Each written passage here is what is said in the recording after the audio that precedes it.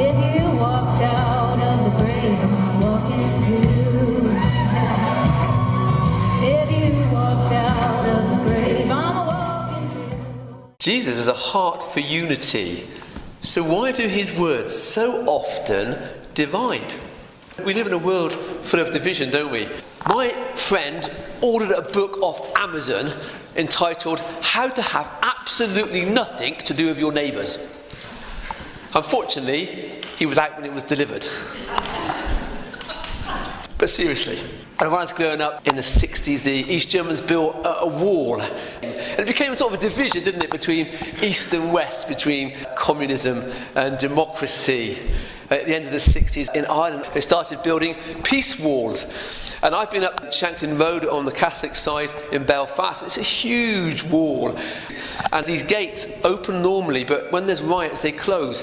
And you don't want to be caught on the wrong side of the gates when they close in Belfast. But in the year 2000, another barrier was started, and it was the West Bank barrier. And the Israelis built it because of the suicide bombs and the terrorist attack. But it's quite political, and it goes through Palestinian territory, including a town which it divides called LAZARUS, about 20,000 there.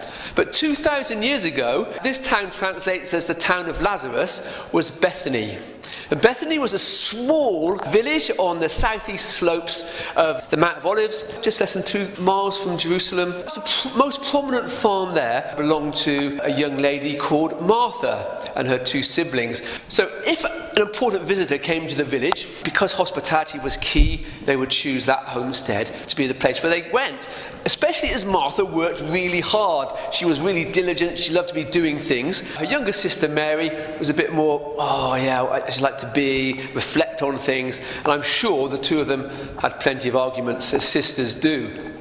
But one thing they always agreed on was their love and devotion for their little brother Lazarus. And I guess they must have brought him up. And Jesus, in his visits to Bethany, would have stayed at Mary and Martha's and got to love them all.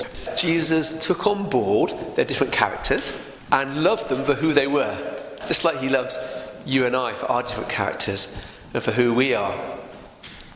Perhaps just 2 or 3 weeks before Jesus died, he was in Perea. This is an area to the east of Jerusalem, only about 20-30 miles, but it's quite a rocky place with a few little villages and towns. And it's away from the temple authorities because it wasn't under Pilate, it was under Herod's jurisdiction, so it was a slightly safer place for Jesus to be at that time. And he gets a messenger arrive from Martha's home, simply saying, "Your friend Lazarus is ill." It doesn't say he's about to die. It doesn't say we need you immediately. There's an inference in there, isn't it? He's your friend. Come back with my messenger and sort it out for us. But Jesus said, no. And he says to the messenger, the end game here is not the death of Lazarus. It's to glorify God and God's Son, and sends him off. I wonder what it was like for the messenger, because he's got to go back and face Martha, and he's not got Jesus with him, and he might be thinking, I wonder if Jesus has done this thing where he heals from a distance, like he did with the centurion's servant, and he gets back to the homestead and finds Lazarus well. But of course he doesn't. He gets home and Lazarus has died. But you see, if you work it out, actually by the time the messenger had got to Jesus, Lazarus had already died. Jesus was the only one that knew this because he was in touch with his Father. So he knows what's going on. The disciples have no clue. And I pondered on that a bit because we often see the situation that's around us and we react to that. But actually Jesus has a much bigger perspective, doesn't he? So when they're on the boat and the storm comes up, the disciples are panicking. Jesus is sleeping away in the boat and they wake him up. Say, don't you care? We're all going to die. Wind and waves, shut up. It all calms down. See, they weren't in danger because Jesus was in the boat. But then in Garden of Gethsemane, the opposite happens. Jesus is really facing the most difficult spiritual battle of his life, and he's down praying, and he wants his closest friends to be with him praying and to stay awake. And they're thinking, oh, that was a nice lamb meal for Passover. Have another 40 winks. And he couldn't keep them awake, you know? And it's like that in our lives, I think. You know, when we're in the storm of things, Sometimes it can look really bad, but actually Jesus knows the bigger picture, and he can be with us in the calm there. In other situations, we might not be aware of things, but we actually need to get down and pray and do some serious business with God. So he waited for 2 days. Then he says to his disciples, right, let's go back to Bethany. They're expecting nothing to have happened, but when they get to Bethany, of course, Lazarus has died. When someone dies, they try to bury them the same day. Lazarus wasn't buried in a common grave because they were quite wealthy, so they had their own little garden tomb, and then he's put a stone across. But what would have happened on the day he died was that men would have streamed in and said, depart in peace, in a line, and women would have gone in and then come out, and then all the professional mourners would have gone in and then helped people grieve. And then they would have gone back to the homestead, which they called the house of mourning, and they would have turned upside down the chairs and the sofas, and they would have sat on the floor. For the first week, people would just come and visited them and helped the family grieve in their house. But the first 3 days were the most important for when you're grieving, so they were the ones you'd be quite strict to that. Now, Jesus arrives on the 4th day. I think by the 4th day, Martha is just beside herself. She's been 3 days sat still doing nothing, and she has to get up and do stuff. So respectfully, I think she was out doing things, which is why she knew Jesus had arrived. But nothing was going to move Mary. She's going to stay there for the full week on the floor and grieve for her brother. Martha hears that Jesus is there, and I sense with Martha there's this sort of, fancy coming now, 4 days late, and storms up to him. And although she loves Jesus, don't you sense she wants to sort of pound her fist on his chest a little bit and say, Jesus, if you had been here, my brother would not have died. Jesus had already sent a message back to say that wasn't going to be the end game, hadn't he? And he says, Lazarus will rise to life. And she's thinking, I can't get my head around that. What Jesus must mean is when everyone raises to death in the end days. So she's looking at the future when everybody comes to life who's faithful to God. And one of the difficulties here was, this was the 4th day. And Jesus had planned this, you see, because the Jews believed that the spirit of somebody stayed with the body after its death for 3 days. But on the 4th day, it had completely gone. So there was absolutely no hope. And so that's why Jesus delayed it. So he was there on the 4th day. Then he says to her these words, Martha, I am the resurrection and the life. It's me. Anyone who believes in me will never perish but have eternal life. But again, she still doesn't get it. She says, yeah, I see that you're the Messiah, you're the Son of God, which is a statement of faith, but it hasn't clicked that Jesus is going to raise Lazarus. So he says, okay, go and get Mary. She says, oh, Jesus, yeah, I must go and see Jesus. He's called for me by name. So she goes out to the edge of the village. The people with her, all her friends and family, think that she's going to the tomb. They follow her up there and are surprised when she goes up to the edge of the village and sees Jesus. I think there's a different vibe with Mary, and she falls down at his feet where she loves to be. And she says, oh, Jesus, if you'd been here, our brother wouldn't have died. It's almost like adoration and worship of Jesus rather than blaming him. And then she burst into tears. And then the girlfriends burst into tears. And what does Jesus do? He is just so moved by them and the power that death and the misery that death is causing them that he bursts into tears. It's the shortest verse in the Bible, isn't it? It's Jesus wept. Why did he do that? Because he knows he's going to raise Lazarus, doesn't he? And the Romans and the Greek philosophers of the time said, be calm in such situations, don't show your emotions. But the Jews were emotional people. And Isaiah, when he prophesied about Jesus, he said, this is a man of sorrows and is acquainted with grief.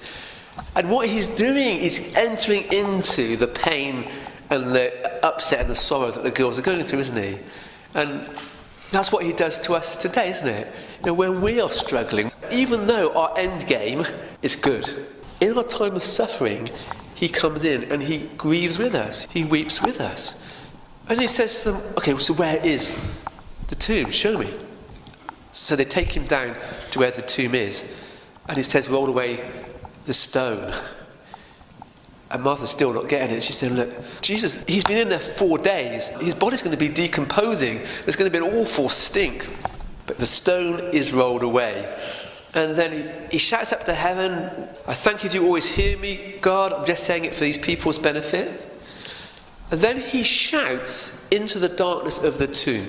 I want you to imagine that you are stood in that crowd with Jesus. There's the sisters there, there's other friends and family, there's other mourners that have come in from Judea, there are probably some temple spies in there, there's Jesus' disciples, a big crowd, isn't it? And you're stood with Jesus and looking into the darkness of the tomb. Because it's bright outside, you can't see past the entrance. And Jesus shouts, "Lazarus, come out!" What happens immediately next? Nothing. From your perspective, nothing is happening. But if you get inside the tomb, Lazarus has suddenly got life flowing back into his body. And he sort of wakes up. He's got all the wrappings around him. He's got a face cloth over his face. And he probably struggled to get up. Probably fell over a couple of times. And he can't orientate himself. And then he sees some light coming through his face cloth and thinks, I think there's some light from that direction. And he starts jumping towards the tomb. Now, that's going to take a little while, isn't it? It's not going to happen like that. Perhaps seconds, perhaps a minute. What do you feel like when you're stood outside the tomb looking into the darkness? Jesus has commanded and there's nothing happened. The reality is much different, isn't it?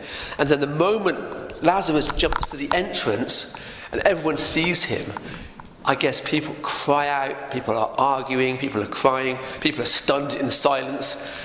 And Jesus says, well, someone unwrap him then. Because they'd all forgotten that Lazarus was actually inside there. It's an incredible miracle, isn't it? It's incredible what Jesus did on that fourth day. And John, he starts off his book where he makes 4 incredible claims about Jesus. He said he is God and was with God. He has always existed in some form. All of creation comes through him, and all light and life, both physical and spiritual, comes through Jesus. That's where we started in John. 4 amazing claims. And the rest of the 21 chapters are his arguments and evidence to why we should believe that Jesus is the Son of God and through him we get life. But of the 21 chapters, this is right in the middle. This is chapter 11. Now, when Jews did writings, when they did their Psalms and Proverbs, they always put the most important thing in the middle, not at the end. Chapter 11 is like a divide right through the middle of John's Gospel. The first 10 chapters are about his life and his ministry and the other miracles he did. And the last 10 chapters are his persecution, his last 24 hours, and then his death and crucifixion and resurrection. But Lazarus goes right through the middle. And in that middle chapter, this story, this has three parts to it. What's in the middle of the story? Well, we start off at Perea. Then we go to the edge of Bethany where he has the dialogues of Mary and Martha. And then he goes to the tomb. So in the middle is the dialogues. And if you take the 17 verses of those dialogues, what is the centre verse? The centre verse is verse 25, where Jesus says, I am the resurrection and the life. That is right in the middle of John's Gospel.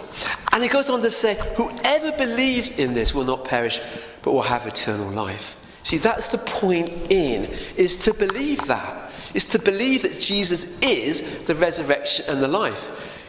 It doesn't say those that love me, or those that follow me, or those that give money to the church. It's those who believe this. Everything else will follow, but that's the start point. But that's the point that divides our world. It divides our communities. Unfortunately, it divides our families, doesn't it? Some believe and some don't in Jesus being the resurrection and the life. Why don't people believe? What are their excuses? Some people say it's just, I can't see it. It's beyond my experience. It's not real. But we know it is real. It's a hidden reality, isn't it? It's just like when you're stood outside that tomb. Lazarus is alive. New life is happening, but it's just hidden at that moment. And our faith is hidden to people. People can see what we do, and they can see the benefits of our faith, and they can look at creation and see God. But because it's hidden from them, they don't want to believe in it. They say they can't believe in it. Other people say, it's just like a crutch, or it's just like a plaster. If it works for you, that's fine, but it's really just something to lean on. But that's not true, because although we do get strength from our faith, we get transformed by this new life. Because Jesus did 2 other resurrection miracles.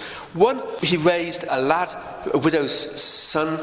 She had only one son, he died, and he went to the funeral and he got him up off the funeral stretcher, brought him to life. And another one where Jairus' daughter had died, and he went into the bedroom and brought her back to life. And people at the time, I'm sure, would have said, oh, they were just in a coma or they just fainted. You know, he just resuscitated them. But Jesus doesn't say, I am the resuscitation and the life, does he? He says, I am the resurrection and the life. You know, I bring new life. I transform you. I don't just patch up your old life. I bring new life to you. Paul said, in Jesus, you are a new creation. I am the resurrection. He said that to Martha, and she just didn't get it. But Jesus is not even saying, I'm going to resurrect Lazarus, or even pointing to his own death. He said, I'm going to resurrect myself. It's actually deeper than that. It's, I am resurrection power. In me is resurrection power. And the good news for us today is that when we accept Jesus into our lives, when we believe in that statement and we accept him into our lives, he promises to be with us forever. And that means we have resurrection power living in us. In medieval times, if you were unfortunate enough to be put into chains and thrown into a dungeon, it was painful enough, but actually the most painful time was if you were lucky enough to be released, the blacksmith had to come in and knock off your chains. And that's meant to be really painful, but no one minded because they knew it released them. A film I've just watched called Paul, Apostle of Christ. And there's a scene where Luke is in the Circus Maximus in Rome, which is where they held the games. And there's Christians in there, men, women and children, that are going to be thrown to the beasts the next day. And Luke tells them what's going to happen, and they start panicking, and he gets them together. And he says, look, there will be pain, but it will be just for a moment. Just for a moment, guys. And then you'll be released to have eternity with Jesus.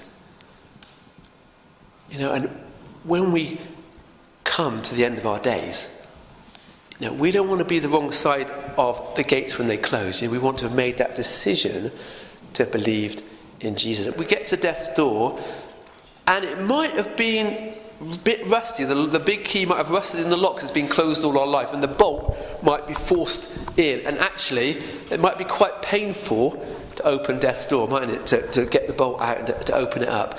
And you may have a time of suffering when you die, but it will be just for a moment. Even if your suffering is prolonged, or the people that you love, their suffering is prolonged, like physically or mentally. But when you compare it with eternity, it's just for a moment, isn't it? And if we believe that Jesus is the resurrection and the life, and we have him into our hearts, then when we reach that day, we can point at Jesus and we can say, if he walked out the grave, then so will I. Because his resurrection power enabled him to overcome death, and that same resurrection power lives in me and lives in you. And just as Jesus stayed with Mary and Martha and cried with them, you know, when we're going through that period with other people, then he enters into that suffering with us and is with us too. So guys, if you don't know Jesus as your Lord and Saviour, then please make that decision to believe in that today. Don't get stuck the wrong side of the gates when they close. But just remember, whatever it's like, it's just for a moment when it comes. It's just for a moment. And then you can say, if he walks out the grave, then so will I. Amen? Amen. If you walked out